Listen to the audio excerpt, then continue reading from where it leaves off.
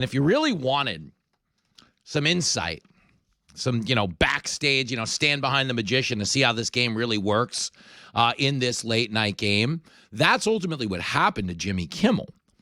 Okay, it was not a First Amendment issue. It was a comedy issue.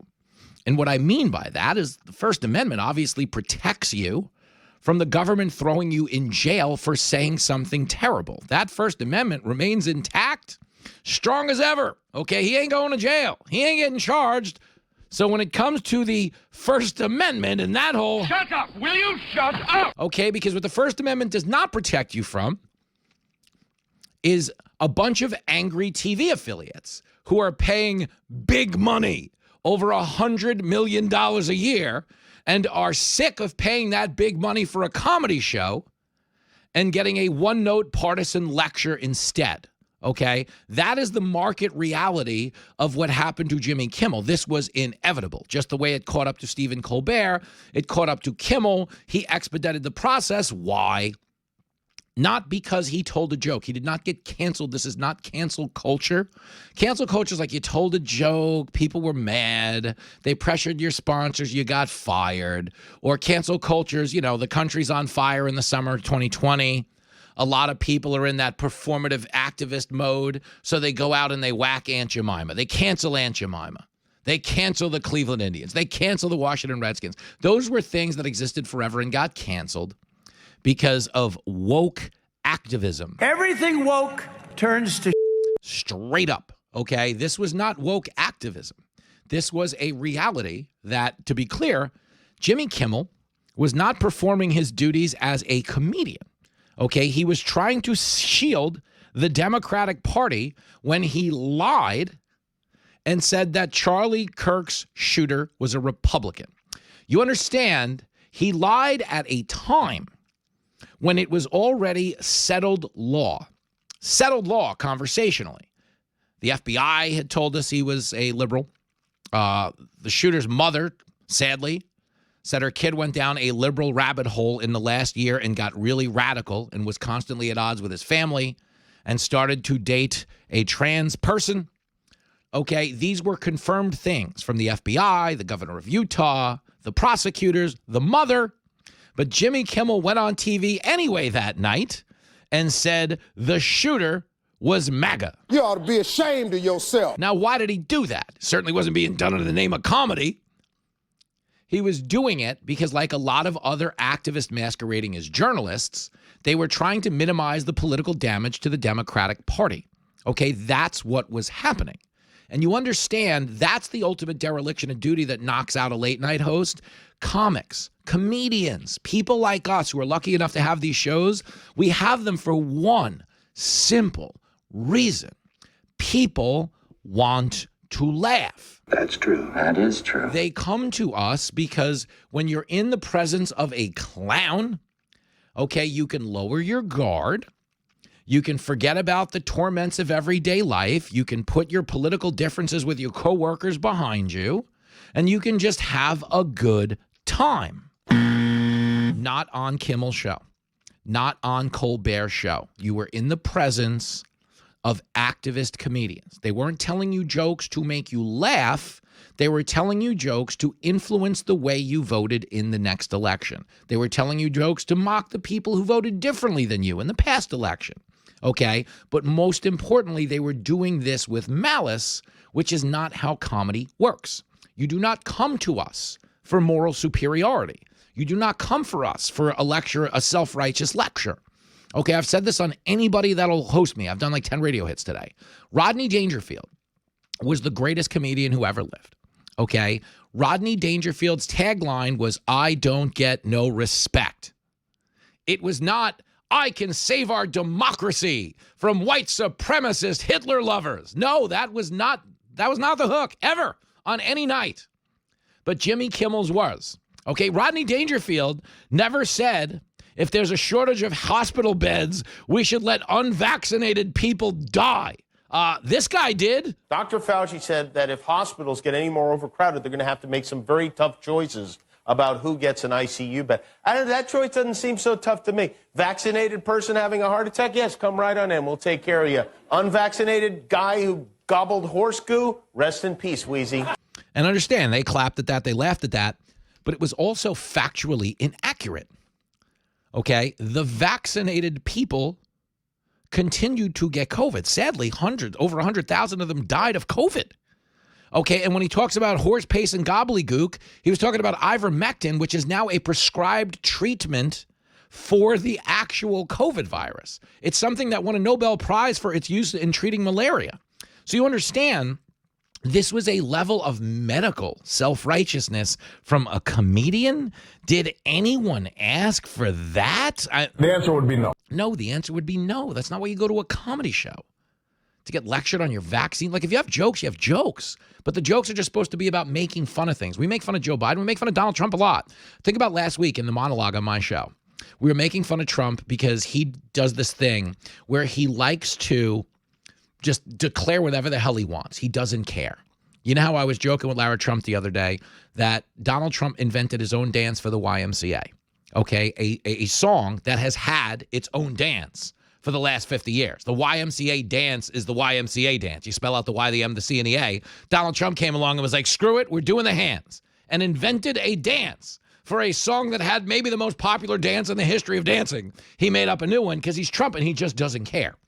And I was joking about that on my show. I said, hey, this guy went down to Huntsville, Alabama, and said, from this day forward, Huntsville, Alabama will be known as Rocket City.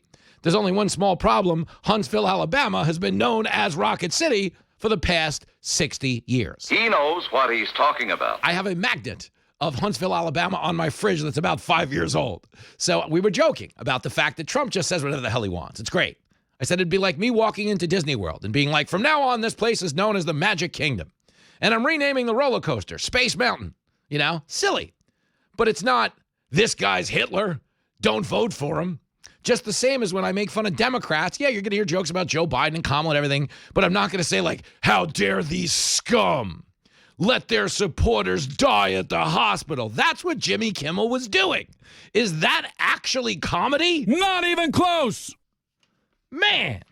So you understand that everybody yapping right now about the First Amendment.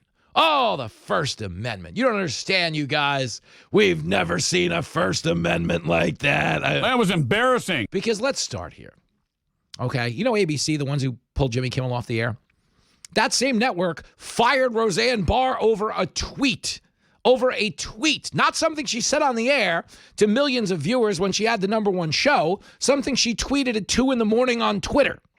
Were any Democrats yelling about freedom of speech when they canned Roseanne? Weird. The president of the United States got thrown off of Twitter. He would still be off of Twitter if Elon Musk didn't buy it. Did any Democrat, including Barack Obama, lecture us about free speech when a sitting president was thrown off Twitter? Yet Barack Obama lashed out today.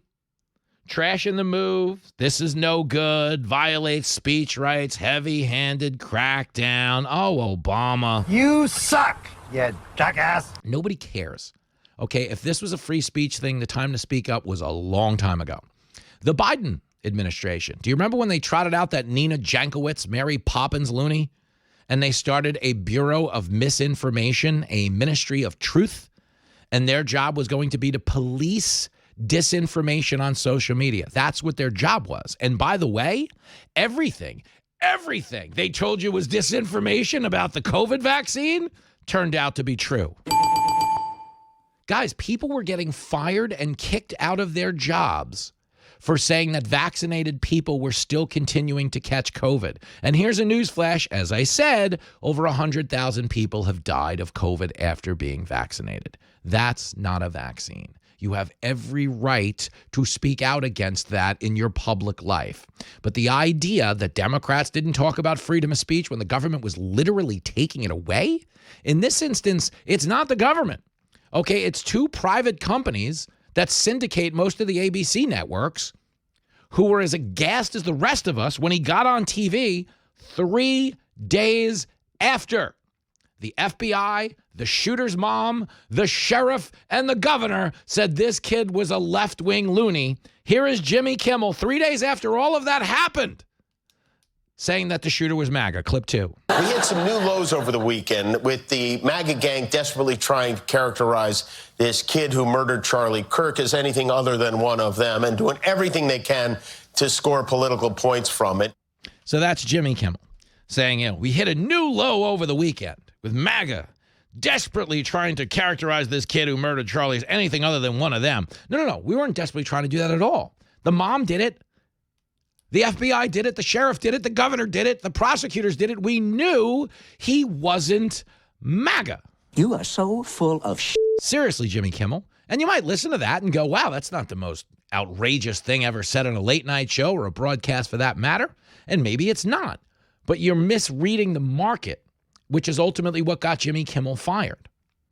There's a much bigger market for decency in the aftermath of Charlie Kirk getting shot than there is for furthering the political divide with more lies about the other side. Charlie Kirk is dead because of 10 years of lies liberals told about Republicans. He's a transphobe. The Republicans want to kill the trans people. No, we don't. We just want you to get out of the ladies' room. That's not erasing you. That's not transgenocide. Okay? They say, we're transphobe bigots because we don't want men competing against women.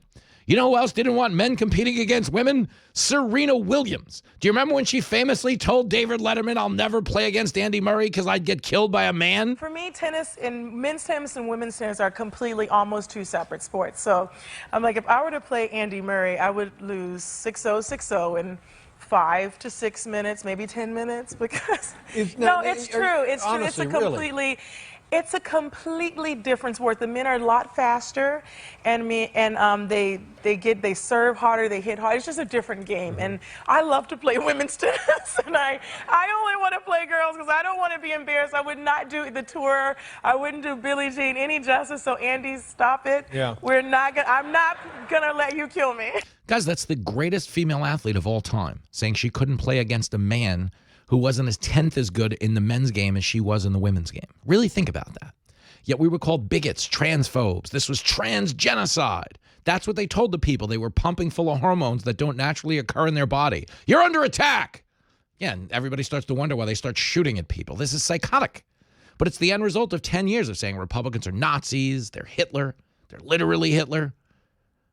Okay, they're racist. They hate brown people. They're only closing the border because they're anti-Mexican. They told these lies for 10 years. And right now in the aftermath, there's a real thirst for accountability. That's why you're seeing people get fired from their jobs on social media. You realize we've kind of furthered this demonic thing to the point that teachers that are supposed to be educating our children are now openly declaring they don't value human life. They don't value the life of a man who had young children. Doctors who take that oath, okay, are telling us it's a time to celebrate because someone that doesn't vote the way they did got shot and killed. Okay, people are rightly sick of it. And a lot of Jimmy Kimmel syndicators were aghast the way the rest of the world was when he tried to characterize this as a blatant falsehood, and the market reacted. Charlie Kirk has a lot more followers than Jimmy Kimmel does. That's it. If you run a TV show that's already losing money, it cost $100 million to produce, and you were probably going to get rid of it sometime soon anyway. Okay, if a guy goes on TV that night and alienates 84 million followers, and you have a choice between being roundly condemned by all of them or sticking up for the late night host who's down to like 1.2 million if he's lucky, okay, you're always going to fire the guy in Jimmy Kimmel's position. And it has nothing to do with freedom of speech because he's not going to jail for it, which is what the First Amendment's all about.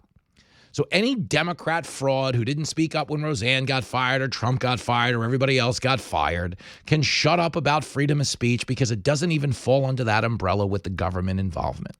Okay, the reality is this was a comedy infraction, and comedy fans decided that after all this talk about shooting, the last thing we needed was another guy bombing.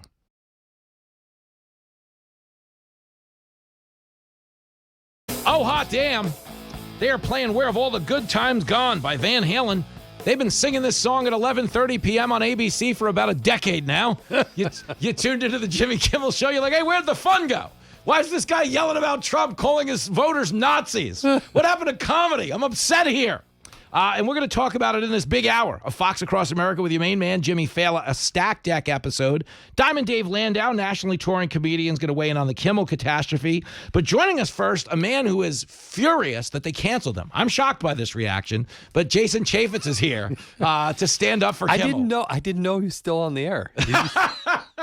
I thought they did that last year. A lot of people thought it was, and I do believe this, Chaffetz, okay? I think everybody did. When we saw Colbert get fired, you knew that was like a market rejection of what was happening. Sure. And it was inevitable that Kimmel was going to get fired. He just expedited the process because I think they've really misread this moment. Okay, it's a moment you were there for, tragically. Right. And we can get into that. But I don't think the average liberal person who communicates in that very finite bubble we always talk about understands the magnitude of what Charlie Kirk represented and how we are turning a corner as a society. He's basically... Yeah, no kidding. And going back to the comedian part of it, but Netflix will be the one that steps in and says, oh, we're going to protect our liberal bastion. Yeah. It's like the Colbert contract, right? Yeah. 7 episodes for $10 million. Like, come on. Yeah, that's a joke. That's like Jimmy Fallon money. That's like, hey, well, let me give you that since you brought it up. I mean, that even Kimmel, we were talking about how Colbert was losing that money. Yeah. Even Kimmel had a staff of 200 people. Wow. That was a $100 million a year show to produce. On the conservative side, we beat his show on a Saturday night. So forget how bad Greg is beating them. Okay. Right. You can do that. At least it's a weeknight. At least he's competing in your realm. If we're beating you on Saturday, when most people are at a restaurant or at a bar or strip, whatever the hell it is, it's a bad sign. So they weren't getting the return on the investment to begin with. And I think what people are misrepresenting here is Trump didn't fire Jimmy Kimmel. The syndicators did. ABC did. No, it's a reflection of the community. Look, you have a right, First Amendment right, you say what you want, but you don't have to have, as the vice president said, a First Amendment right that guarantees you a job. And if the marketplace and the people who are consuming the show don't want to see your show because A, it's not funny, and B, it's offensive, they're going to turn it off. And that's what they were doing. Yep. These networks, they try to put a show late night, right? So that it's already on that channel when you wake up in the morning, and then their morning show thrives, and you just stick with them all day. Yep. And that people were turning it off, turning somewhere else. Yep, that's exactly what was going on. If the last thing you see before you go to bed makes you laugh, it's a nice way to go to bed. You got a smile on your face. But if the last thing you see is Hitler's in office and he's coming for all of us, it's the same joke that he's been doing for 10 years. Yeah, It's old. You wonder why so many people have sleep issues. Yeah, it's because all the late night shows keep telling them Hitler's coming. You're like, well, maybe he's not. Maybe you just try that. And unfortunately, they haven't. Jason Chaffetz is in studio, and it's amazing because what the syndicators are ultimately responding to is market forces. Yeah, and they realize there are a lot more people disgusted by what he said than supportive of it. Yeah. And that's the reality. You're going to lose money. That's the bottom line. And with Disney involved and Disney Plus involved, and Disney already had their little thing, their little kerfuffle, because they lied about the DeSantis bill. And you remember the employees got mad and they were like, he's banning gay people. Meanwhile, Disney Plus does business in 12 countries that criminalize gay behavior. Right. Details, Jimmy. Come on. That's my favorite. And I think the message a lot of people are getting now, because the right is not taking it. Because what a lot of people have just, had to make peace with in the aftermath of that horrible assassination is that we've been saying for years they're lying about us and misrepresenting conservatives, and it's creating this toxic element in society. But this was the full-blown proof of that. And there's nobody that's taking it lying down, meaning the people getting fired on TikTok and Twitter and everything like that, that's disgusting. And we can't take that in society, because if they're educating kids or doctors operating on people, does anybody want to go to that doctor? Yeah. He's before he opens you up, he's like, by the way, who'd you vote for? And then they just put you under anesthesia. You don't want that. No. So it's crazy. And speak to this for a second. You were there. I watched you on TV all day the day of the assassination. I can't imagine how heavy it was to be a part of. But the element that you inhabited, was really like a seismic turning point in our society. I don't know that you could feel that in real time because it was chaos. But having been through all of that torment of experiencing it firsthand, are you at least kind of inspired by the fact that people seem to be learning from this and building something off of it? Yeah, in the week that's transpired, because it was one of the most horrific things. Like me and my family, there were 4 of us there, but there were 3,000 Utahns there. Yeah. 95% were under the age of 30. And this is a pretty tranquil part of the world, and it was horrific. What buoys me up and gives me some great confidence in America is the strength of President Trump, having spoken to him the night of the attack. The guy is a rock. You know, he's got a lot going on, and he called me, and we had a conversation. And part of it was about this. Part of it was about the lasting ramification and message of Charlie Kirk, how that will be stronger and bigger than ever. But in this week that's transpired, I'm in awe of America and the outpouring of love. Just, you know, I got on a plane, I'm here in New York, just a random people I'd see in the airport who said, I had this lady, as soon as I went through security, she said, "Can I give you a hug?" And I'm like, you know, normally I'm like, no, but Good for you. but you know, she had tears in her eyes. Yeah. And there are a lot of people that were really, really Of course. felt moved it. by Yeah. And people, by the way, and people who never heard or seen of Charlie Kirk, Yeah. they just thought, what is happening to our young people? What's going on in our country? And that's what a lot of people on the left just didn't get. We got Jason Chaffetz in studio, if you're just joining us, is he had almost like this limitless reach with young people. Yeah. So many. And so much of our political violence traditionally has revolved around older people. You know, people who were elected presidents or prominent civil rights people. Okay. Right. It's never a young kid with 2 young kids who's out there talking to other young kids. And that's the one teachable moment here for people, is that Charlie Kirk died doing what liberals used to do, which was you'd show up and have a debate. Yeah. You know, there was a time when they were the free speech party. And I keep making this point. You know, when you're a kid, you want to hear opposing views. Like, you want to hear about new music. So yeah, go ahead. And I haven't talked about this on air, but what was really interesting is at the start of the event, there's about 3,000 people there. Right above where Charlie Kirk was, there were a group of LGBTQ people. And the reason I say that is because they were flying a flag that I recognize and associate with them. So law enforcement had pushed them off to the side a little bit. So Charlie Kirk arrives on the scene, crowds chanting, USA, USA. And then they would break it up, and then they chant, Charlie Kirk, Charlie Kirk. Well, when he came out, he was out throwing hats and, you know, getting up the crowd all excited. Everybody will crawl over somebody else to get a free hat, right? Yeah. So he's doing that. But then as he was getting ready to start, he kind of leaned out the tent, if you will, and looked up. And I'd love to see video of this, but my recollection of it, now a week old, is he said something to the effect of, "Hey, come down here and join us. Like, you're welcome. Come be part of the conversation." To the people with the trans flag. Yes. Yep.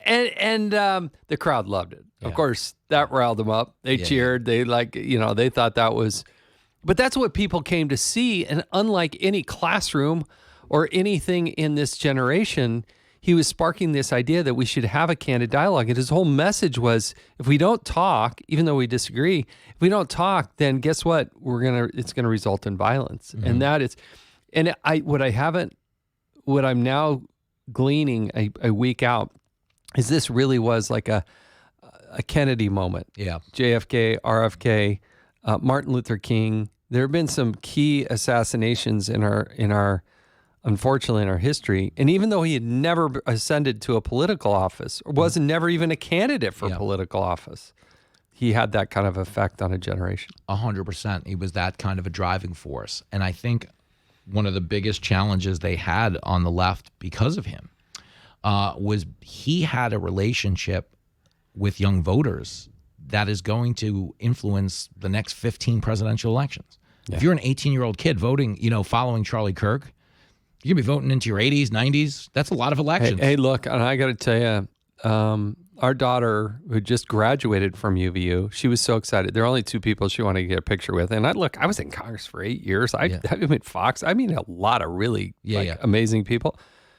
Donald Trump, She can't spend enough time with the president. Oh, that's sweet. She's done it several times, and she's always honored, but she wants another picture with Donald Trump, and the other one was Charlie Kirk. Oh, that's rad. That's why she, I mean, she was so excited to see him in person. And then I'd been texting with Charlie and said, hey, I got to get with you, and daughter wants to get a picture. He's like, of course, come down, we'll do it. Of course. That's heavy, man. But I get it. And I don't think there's any argument that if you were looking at who's the most influential person in conservative politics right now, Trump is one. He's probably two. He was probably two. He's that high up. Even when I was talking one-on-one with the president, I don't think he'd mind my saying this. He went so far as to say, I don't know that I would be the president without Charlie Kirk. Nope. We had read that stat about how young male voters had swung 44 points to the right. Yeah. Now, to be clear, a lot of those young male liberals did become women. So you can't. Come on, Chaffetz, break it up here. What's going on? There's the show. There's the show. It's skewing the stats. I get it. I get it. You don't really get a good read in the modern times the way you would have back then. But everything you say is building to this crescendo of when Jimmy Kimmel goes on TV, knowing that the shooter's mom, that the FBI, that the governor of Utah, that they've all confirmed that this kid sadly went down a left-wing ideology hole. Yeah. Okay, when Jimmy Kimmel is on TV Monday night knowingly misrepresenting that, that's what we're actually responding to on the right, because we're done being lied about, because the lies are what got Charlie Kirk killed. And in the aftermath, we're certainly not going to tolerate lying about what killed him, because we're not going to get the comeuppance and we're not going to get the correction in society that we need right now. So on some level, I think on every level, conservatives were right to take this line of attack against Kimmel. And I think the network was right because, as we said, it's not the government. Donald Trump did not fire him. Brendan Carr may have had thoughts yesterday, but at the end of the day, the people who syndicate that show read the zeitgeist and said, well, Charlie Kirk's a lot more popular and there's a lot more value for human life on the right than there are these angry people watching Kimmel. And another thing, I think the legal department's probably raising their hand saying, we got a liability here. There's going to be a lawsuit like no other lawsuit. Yep. And so there's all of that. And it's just, it does feel like it's purposeful in its misdirection. Yep. And that's the way it feels. And it's just so fundamentally wrong. And it's just it doesn't have to be that way. Yep. There can be acknowledgement that violence is intolerable and that it's wrong. Yep. But that's not, too many have gone the other direction. Yep. And you hope this is the wake-up call. And that's the one thing, as we've sat here and covered this for the last week, that's what you're actually hoping is that this might have been the final chapter in the way we've lived for the last 10 years. I don't necessarily see it, from our media counterparts all the time, but I've seen enough of it in terms of how we've reacted as a society to the dirtbags. And there have been a lot of dirtbags out there. Give me one more and I'll let you go. We got Jason Chaffetz here. This is the grand finale, the big closer, by the way, the big musical number. This is when we shoot the confetti cannons, release the doves. It's coming. This is some real razzle dazzle on the way out the door, Jason Chaffetz. I truly do believe this. There is such a mass interest on college campuses now in doing more of this. Yeah. That I think they just threw water on a gremlin. Do you remember the movie The Gremlins? If you throw water on one gremlin, you have 8 million gremlins. Right. I think they threw water on Turning Point USA, and now they're going to have 80 million Turning Point USAs. Good comparative analogy. Fair. It's the kind of hard-hitting journalism we do on Fox Across America. That's some really deep thinking coming out of Jimmy. There it is. Yeah, what do they have? 32,000 applications? It's crazy. And tell me, and there are a lot of universities out there that have pending applications that have been rejected previously. Tell me why. Yeah. Tell me why. Schools are going to have a hard time with that now. Yeah. Because I think there's going to be good, adequate pushback. But you know what? Isn't that what they're supposed to be doing? That's what universities are supposed to be doing. Teaching people to have dialogue and learning how to think. College. That's what I thought they were paying college. For. Carlin on Campus, okay, the most seminal stand-up special of the 80s, had to be filmed at UCLA because the premise was only college kids could have someone challenge their viewpoints in such a profound way. I love George Carlin. But imagine that. They had to shoot it at a college. Maybe let's change the way you say that. But yeah, fair. I get what you're doing there. Standards and practices, Jason Chaffetz. That's why you bring in this guy. He's going to keep the thing on the road. I'm dressed for it. He's the thing on the road. The minute he leaves, folks, it goes back to what, there it is. That stuff.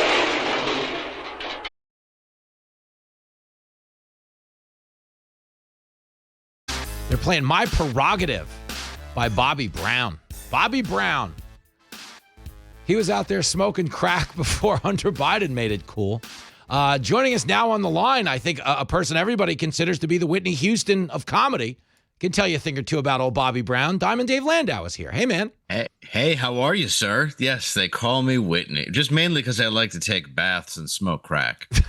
It's hot, though. Every artist has a process. Yes, I'm very much alive, though. Well, dead inside. There's a reason. I see what's going on here. Do you know the old street joke about the comic on the road that just jumped out at me? Because of how obsessed we are with fine-tuning our act and everything like that. It's an old joke about a comic finish. Speak for yourself. Comic finishes up at the club, goes back to the hotel, and when he gets into the elevator, chick jumps in and goes, "Oh my God, you were so funny. I want to go up to your room and bang your brains out." And the comic goes, "Can I ask you a question?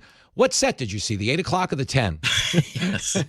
So, it's so the prison that you live in if you're trying to get to that level of comedy where ABC hands you a late night show so you can use it to attack right-wing voters. Isn't that the dream? So, listen, I'm going to start here, because we have so much to say about this. And where are you performing this weekend, by the way? This weekend, I will be in Tacoma, Washington. Mm-hmm. So I want to go into the belly of the beast. But if you're in the area, come out to Tacoma Comedy Club. And then next weekend, Fort Wayne, Indiana. Oh, I love that. Both great rooms. They're owned by the same people, right? Same guy, yeah. Yeah, they run that room well. And they have it's cool the first time. The candy supply that they have in the green room there. Then you eat it. Yeah. You realize that's the opening day candy. Yes. Dangerfield's, the late great Rodney Dangerfield, his comedy club had all the original decor and it had the original staff. Yes. There was a waiter. It was great. Yeah, there was a waiter, Chario, who would get on stage and do street jokes during the check spot, who was there opening night of Rodney's, which is insane. But I bring up Rodney because I've been making this point about Kimmel. Okay, you and I know this. We've been having this conversation for 5 years. We are clowns. We are in the clown business, okay? We start out in comedy clubs as liquor pimps. We're there to entertain you so someone else can make money and leverage that liquor license. Yes. And we aspire to bigger things like TV and everything else that we're now doing. Hooray for us. But the point is, at no point are you supposed to take yourself seriously. Rodney got no respect. When Rodney did Caddyshack, the biggest grossing box office comedy of the 80s at the time, his catchphrase was still, "I got no respect." It was not, "I know how you should vote in this country." And that's really the crime here, though, is it not? Is that they became something other than comedians.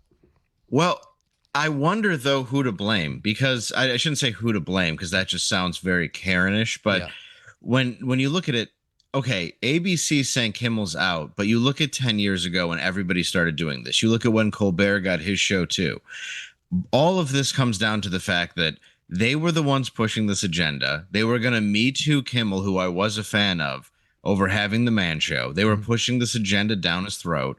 They were turning him into another guy. Now, that doesn't excuse crying when your president doesn't win. That's an inexcusable act of a comedian on any level. Yeah. That's just a sad day. That's a sad day for anybody. You don't cry on camera if you're a man. I don't care what happened to you. There's maybe there's one or two reasons you can, but but overall, it doesn't make, I don't know. To me, it shouldn't be this. It's gone too far, and I think you have to blame the company that owns it more than you have to blame him. Taking his show away isn't good for comics, period, regardless of the fact that I completely disagree with everything he's done for a decade, including the fact that he said unvaxxed people should die, including the fact that the White House put out a Christmas card that said that too. So it's not like he hasn't been living under a certain standard, and we have too. We've been told so much crap, I can't even get started on it, really. Yeah, well, what I would tell you about Kimmel that's fascinating is he managed to survive wearing blackface on TV without getting fired. Right. Like they let a lot of stuff slide. So you do sit here. It's like the old Mike Tyson story. Most people don't actually believe he might have raped that girl, but they believe he got away with like 50 other ones. So they're like, at the end of the day, who knows what's true? I'm just saying that was like the belief at the time. And you were like, okay, I guess you ring him up. And you look at him, you go, you did something. Yeah. He got away with full black Karl Malone. He didn't just do face. Yeah. Jimmy Kimmel was doing, he was doing black body. Yes, Whole thing. Yeah, it was beyond like, it's bad when Rachel Dolezal is jealous. It's a whole nother thing. But I look at it, though. I want to have this conversation because he didn't get fired for a joke. And it's not a First Amendment violation because Trump didn't fire him like the syndicators did. And I think what people, maybe might come to understand is so much of the things you blow your life up for are predicated on where we are in the news cycle. For instance, if Cracker Barrel changed its logo last week, nobody even knows it happened. There's no backlash. There's no nothing. No one knows who Uncle Herschel is. Nobody cares. No one cares. Nobody cares. Okay, you've got all the crime and Charlie Kirk and the Ukrainian girl getting stabbed and everything in between. Nobody knows, but because it happened in that slow news cycle. It's like, and you know who else is shaking their heads? That couple that made out at the Coldplay concert in the middle of July when there's nothing going on in the news. Nothing. They're still going to be remembered forever. Ever. Like the Coldplay kiss cam. It'll always be like a touchstone, And I think what happened to Kimmel that's unique to this moment is people on the right understand or believe that Charlie Kirk got shot because liberals have been misrepresenting conservatives for a while. And they've been saying this guy's a killer or he's a transphobe, he wishes you harm, none of which is true. But that's kind of the climate that led to people wanting to shoot him. And I think in the aftermath, the people that were mad at Kimmel are mad because if you allow him to go on TV and lie about what type of person shot Charlie Kirk, then it's like you're hoping or at least helping the left escape accountability. And I think what happened, to be clear, is knowing there were that many more people bothered by what Kimmel did turned this into a market thing. Meaning, if you're the syndicator and Charlie Kirk has 84 million fans who want to get rid of Jimmy Kimmel, and Jimmy Kimmel has 1.2 million viewers, and I don't doubt plenty of celebrity backers just the same, I think the economics for them is he winds up getting fired to appease people who didn't watch his show. It's like Roseanne. Like when they fired Roseanne, do you think anybody was watching Roseanne who reacted to her? No, nobody, right? But really, nobody was watching the Connors after. No, that was, Remember when they tried to do Roseanne minus Roseanne? It was like that comic strip. Somebody did a comic strip. It used to be, I don't know if it's still out there. It's called Garfield minus Garfield. And it was Odie. It was just Odie and John. It was kind of nuts. But it's the same company. That's what I'm saying. It is with the market, but it's the same company. Okay. That I feel like you look at it as dollars, which it is. Mm-hmm. But I think a lot of this has been pushed by these liberal companies. Do you know I really blame too, because it's Disney, and I think Disney. Oh, good, Disney. Yeah. Because people have been blaming. Anyway, go on. Oh, if you're on social media right now, it's like if you listen. It's a lot. We are one missed joke away from a right-wing influencer blaming the Jews right now. Oh, these guys are normally funny on this show. Yeah, I don't even think somebody's not doing that. You go online and you're like, boy, trained by Mossad. It just happened, guys. Wild West. It is sad. I'm with you though. Like I understand exactly why they did it, but I feel like the guy told you to do it, and then he's like, "You're fired for it." By the way, it's like, well, you've been telling me that I'm fired if I don't do this. That's funny. There's a guy, John Laster, who MCs a lot downtown at the Comedy Cellar, who had a great bit about that. He's like, yeah, I've been doing a lot of hood shows lately, and he goes, like real sketchy stuff be happening. He's like, the other night I got to the show, and the promoter's like, John, I got to fine you $500 for being late. And he goes, mother effer, I drove here with you. How you gonna fire me for being late? You were my ride, you know? But it works off your premise. That's funny. Yeah, it's like equal accountability. I don't know. It's so hard to not talk serious about this. I know. No, I'm with you. But here's the other thing, okay?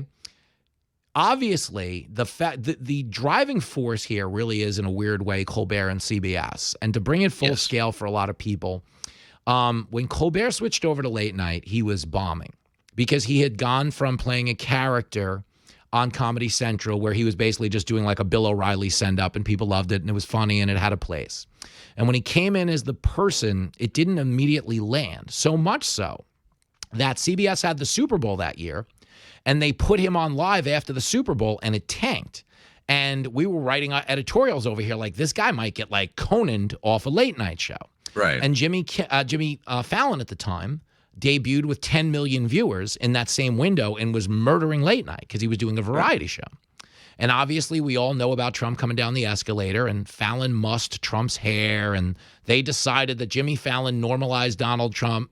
Never mind that Donald Trump was, so fringe he had a show on NBC for 15 years and was in Home Alone. Home Alone 2, Lost in New York. Like all those fringe Tiki Torch Charlottesville guys that were in the background when Macaulay Culkin went to the plaza. But so the point is, Colbert saw his opening when Trump entered comedy to go, whoa, what if we turn late night into like a giant Daily Show? And it worked for him. He took the lead in late night, and even Fallon started to emulate that for a while. Like when we went through the George Floyd era, Jimmy Fallon, who I genuinely like, if you remember, was now having like gender studies majors on and racial justice people and stuff like that, which was not the Tonight Show. But they got into horrible. Yeah, they got into that. I mean, great. Yeah, I learned a lot. But they got into that Colbert lane, and a lot of late night never got out of it.